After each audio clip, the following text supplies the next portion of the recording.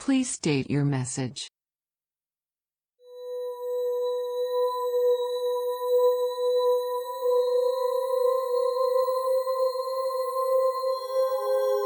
Three-Eyed Frog presents The Heart of Ether.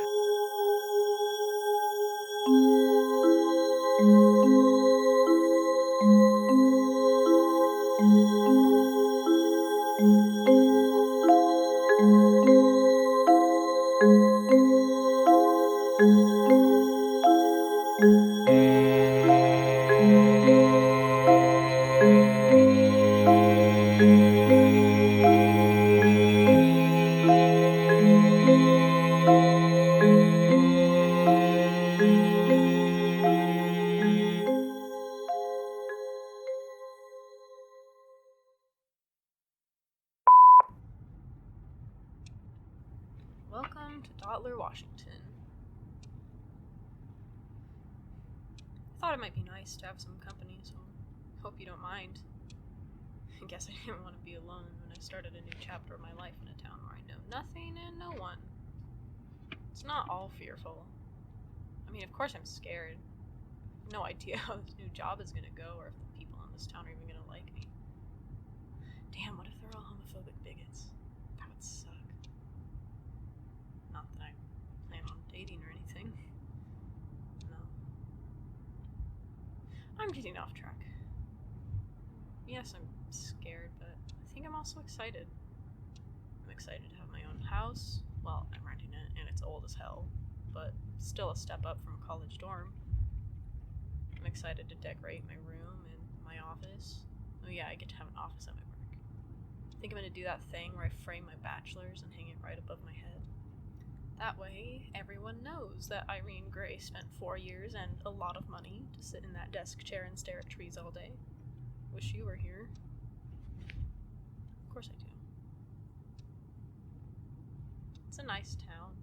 Definitely has that small town vibe you would expect, but seems lively nonetheless. It's early evening and there's still people walking around. They seem happy. That gives me hope. There's a candy store, modern-looking restaurant, big bookstore. Seriously? DVD rental store? Dude, I didn't even know those still existed. I've never been in one. Goes to show the retro atmosphere of this town, I guess. As if DVDs are that old. I think I'm getting close to where my neighborhood is, though. I'm out of what seemed to be the downtown shopping area. There's a Fry's, of course. Corporations reach into even the most niche of rustic towns in late-stage capitalism. Shit, am I already lost?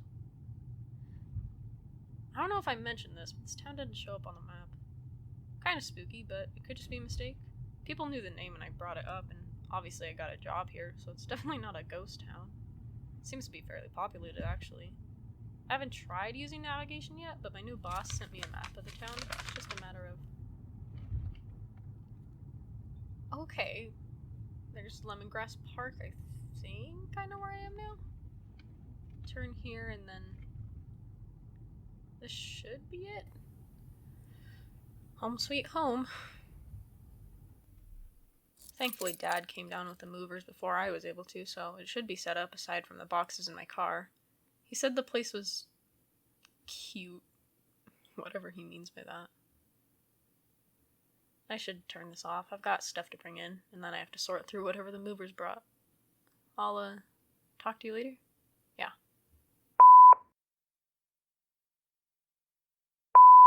Hey. Sorry I didn't pick up where I left off the other day.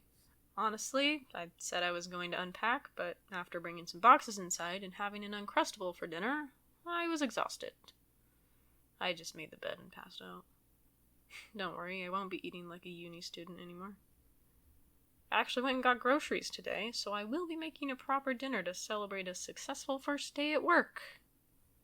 Yeah, I really haven't had a chance to rest yet. Yesterday was spent unpacking and setting up the house, and today was my first day. It's been nice, though. Being busy means I don't have to think. My boss, Caroline, please call me Carol, Roberts, was really sweet. She's not that old, maybe in her late 30s, but her face seemed aged with the weight of, I don't know, stress? Trauma? Her eyes make it look like she's seen lots happen, I guess.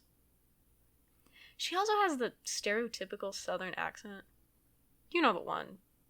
According to her, she grew up in West Virginia before coming down to Washington for work. She even said she lived in Point Pleasant for about a year, which is wild.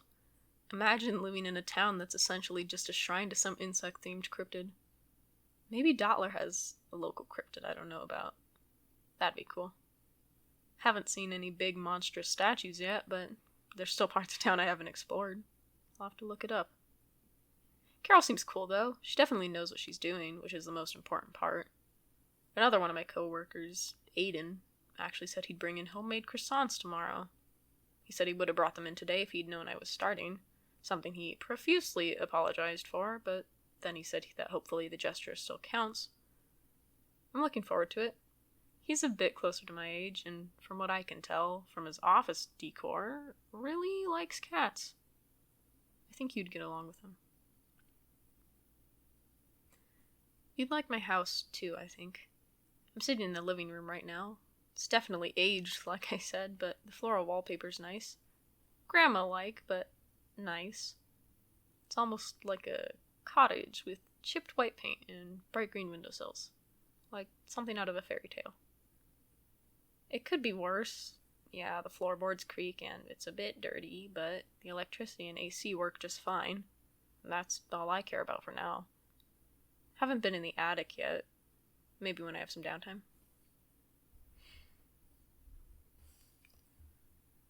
I've thought about how you would act in this town. Which stores you would frequent.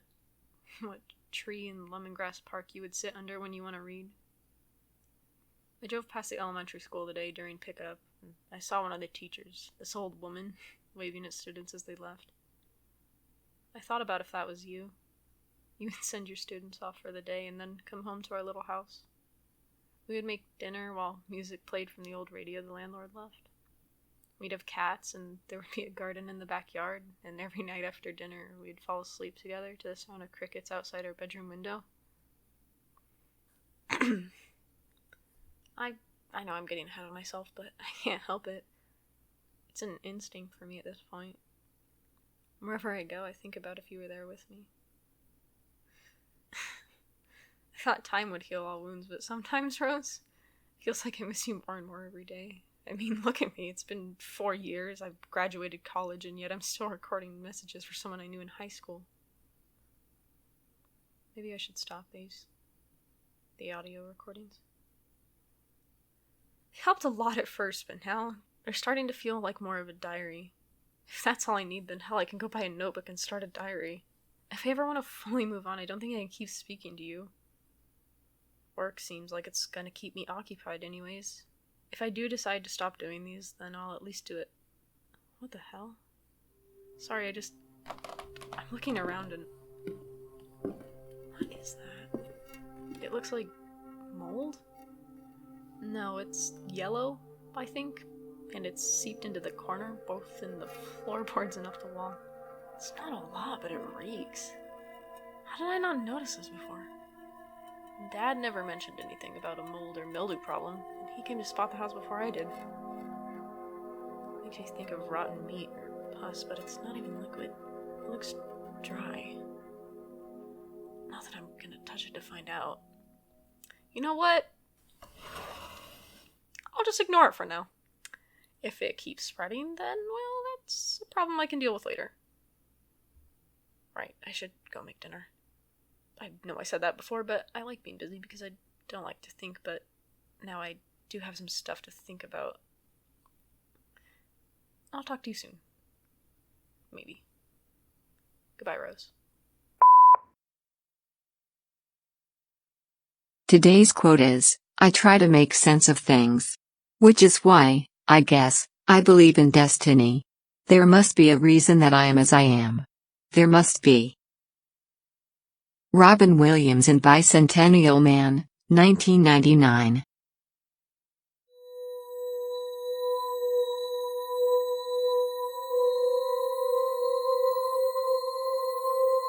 The Heart of Ether is a podcast made by Three-Eyed Frog Presents.